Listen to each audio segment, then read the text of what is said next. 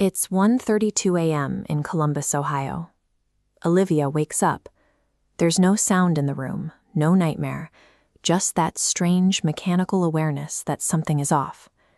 She lives alone. The windows are sealed, the door is locked, and she feels perfectly secure in her third-floor apartment. So she does what we all do in the dark, reaches for her phone to scroll. But there's a single notification waiting for her on the lock screen. It says, "Location sharing active." This diagram shows the core logic of modern location services. That blue dot in the center is you. The circle around it represents a strict opt-in permission system. To broadcast your exact GPS coordinates to another device, you have to intentionally open that gate. Olivia hasn't shared her location with anyone, which means that notification isn't a glitch. It's proof that an unknown person has bypassed her digital gate entirely. She opens Google Maps and taps the notification. The app says she is sharing her live location with a profile named Michael2. There is no photo, no phone number, and no email attached. This map shows how the app uses relative spatial mapping. It plots your exact coordinates against the surrounding physical environment. On her screen, she sees her own stationary dot, and then a second blue dot appears on the outer edge of her neighborhood grid. And that second dot is moving. It's tracking slowly down the street, actively shrinking the geographical distance between whoever this is and her bed. The dot crawls closer, block by block, until it comes to a dead stop, directly in front of her apartment building. Olivia doesn't need to look out the window to know someone is out there. The software is providing incontrovertible, real-time proof that they have pinpointed her exact physical coordinates. She severs the location-sharing connection immediately, hands shaking. She backs away from the glass, refusing to check if there really is a silhouette down on the sidewalk staring up at her windows. Then her phone buzzes again. The threat is no longer passively tracking her on a map. They are directly texting her. The message from an unknown number reads, "Why did you stop sharing?" followed seconds later by, "I was almost there." They are watching her digital reactions in real time. Her apartment listing doesn't show floor numbers. Even delivery drivers have to call from the lobby.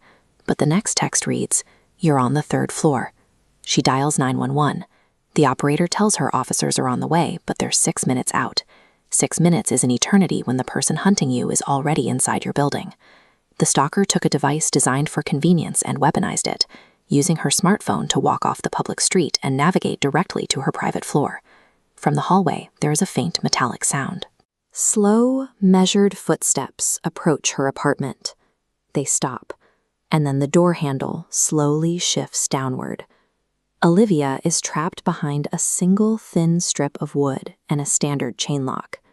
Those physical barriers are built to keep out intruders, but they feel entirely useless against someone who technically used her own phone to invite themselves in.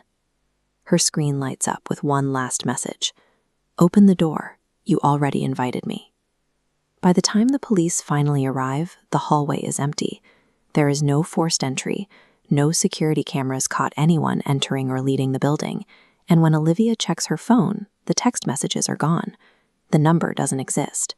Google Maps shows zero record of any active location sharing. The attacker leveraged the digital environment to completely invade her physical space, and then simply vanished, leaving zero physical or digital evidence behind. 2 weeks later, she moves. Fast forward 3 months, and Olivia is in an entirely new city, putting hundreds of miles between herself and Columbus. She takes zero chances with her new place.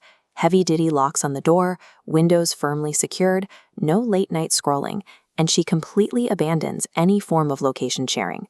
Life starts feeling predictable again. The sheer distance allows her nervous system to reset, building a renewed, slightly fragile sense of safety. We intuitively equate thick walls and long drives with security. We assume that because we left the danger in a specific geographic location, the danger cannot possibly reach us. Until one night, at exactly 1:32 a.m., her phone lights up silently in the dark. There is no notification sound, just the stark glare of the screen resting on her nightstand, displaying 3 words, "Location sharing active." She doesn't need to open the app. She doesn't need to tap the alert to check the map. She already knows exactly what she's going to see. The vast spatial radius she built between herself and her stalker collapses. It shrinks down to the device right next to her bed, where that second blue dot has inevitably returned. Physical relocation and deadbolts offer no real protection against an invisible vulnerability. As long as the device goes with you, the tether remains. Your phone already knows exactly where you are.